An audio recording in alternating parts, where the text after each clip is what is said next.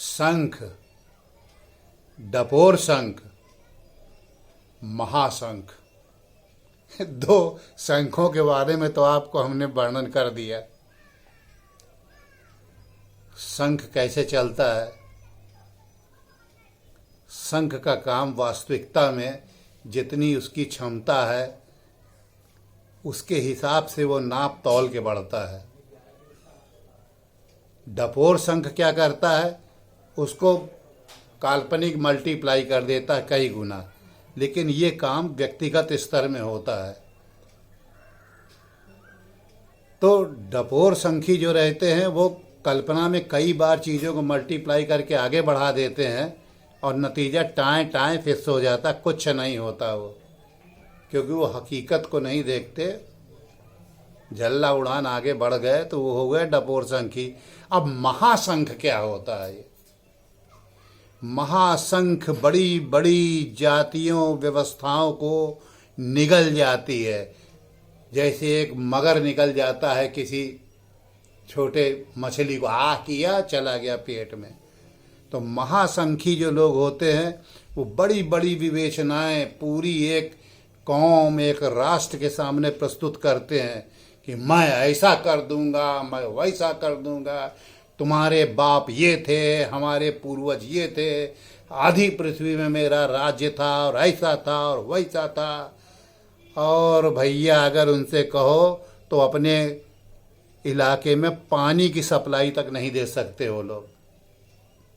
ये महाशंखी जीव जो रहते हैं ये पूरी की पूरी जातियों का विनाश करा देते हैं ये, और ये दिमाग में ऐसे छा जाते हैं कि लोगों को लगने लगता है हाँ जब ये ऐसी घटना घटेगी होगा तो हम इतने बड़े हो जाएंगे, ऐसे हो जाएंगे, वैसे हो जाएंगे। इन महाशंखियों ने बड़े बड़े महायुद्ध करवाए, बहुत बड़ी बड़ी जातियों को एकदम विनाश के कगार पे ले आए। और ज़्यादातर इसके अंदर मैं आपको बताऊं मेडिकली नपुंसक होते हैं।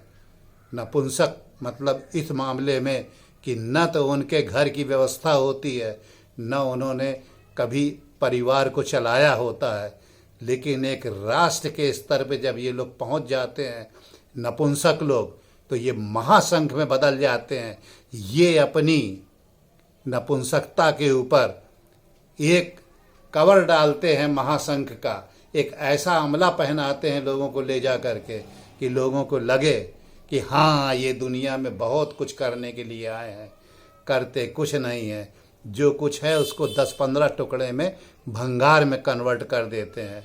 और जो लोग बेचारे अपने जीवन का यापन किसी प्रकार से करते हैं उन सब का विनाश कर देते हैं, और बाद में या तो जहर खा के मर जाते हैं, या उनको शूट डाउन कर दिया जाता है, या उनको उल्टा पेड़ में टांग के मार दिया जाता है, या किसी एक द्वीप में भेज दिया जाता है निर्वासन करने के लिए।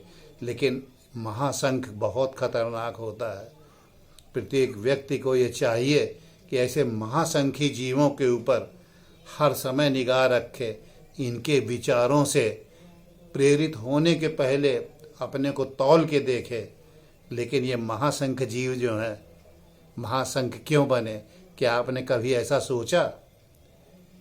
ऐसा माना जाता है वैज्ञानिकों के द्वारा, और ये सिद्ध भी है कि पृथ्वी की तरफ हर समय बहुत बड़े बड़े कॉमेट्स, मतलब बड़े बड़े छोटे छोटे ग्रहों के टुकड़े, कोई 10 किलोमीटर, कोई 5 किलोमीटर, इतने बड़े बड़े टुकड़े सूर्य के आकर्षण से आकर के नाचते हुए जब पृथ्वी के क्षेत्र की तरफ आते हैं तो वो किसी न किसी चीज़ के बने होते हैं, अर्थात किसी पदार्थ के बने होते हैं। और जब उस पदार्थ का बहुत अधिक प्रभाव पृथ्वी के क्षेत्र में आता है तो मनुष्य की बिसात तो उसके सामने कुछ भी नहीं होती। तो उसके आकर्षण से सब लोग का मेंटल बैलेंस एक अलग किस्म का हो जाता है, और नतीजा ये आता है कि ऊपर कुर्सी पे जो बैठा रहता है वो महाशंख में बदल जाता है, और कॉमेट तो चला जाता है आकर के, और ये अपने को पूरा नष्ट कर लेते हैं। जैसे महाभारत की लड़ाई हुई, उसमें पूरे हिंदुत्व का पूरा हजारों साल के लिए नष्ट हो गया।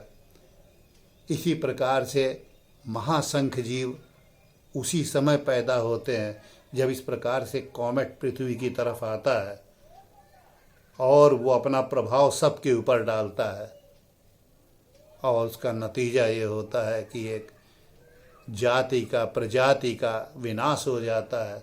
जैसे कभी डायनासोर्स का राज्य था, सब चले गए, विलुप्त हो गए, केवल एक कॉमेट गिरा था, अब पूरी पृथ्वी को लेके चला गया। आज एक कॉमेट पृथ्वी के पास आ रहा है। आज उन्होंने बताया कि उसके पास पृथ्वी से करोड़ों गुना ज़्यादा संपत्ति का उसके अंदर मेटल है। सोच के देखिए, अगर कोई ऐसा पदार्थ जो कि सोने का पूरा बना हुआ हो या कोई एक ऐसी चीज़ का बना हो जो पृथ्वी में रेयर हो और जिसकी वैल्यूएशन इतनी ज़्यादा हो, जब वो गुजरेगा तो आपके ऊपर प्रभाव तो डालेगा ही डालेगा। तो ये होता है महासंख। सोच के देखिएगा कि आज कितने महासंखी जीव पूरे पृथ्वी में मानव जाति को वहाँ पहुँचा देंगे जहाँ से ये बंदर से बन करके आए थे, और छछूंदर भी नहीं बन पाएंगे। ये भी एक विचार।